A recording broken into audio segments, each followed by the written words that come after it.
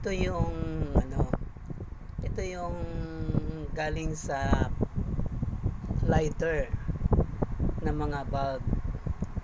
Ginawa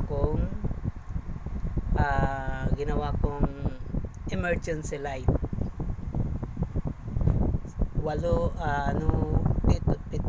Pitong used na lighter.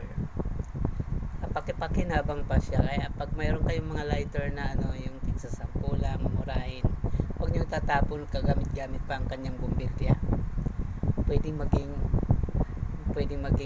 na emergency light. Okay, so yung kanyang base naman, yung kanyang stand, galing naman yan sa ventilador.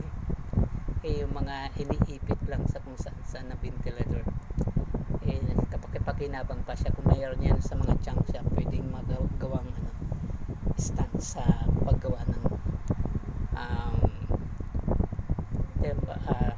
flashlight, emergency light.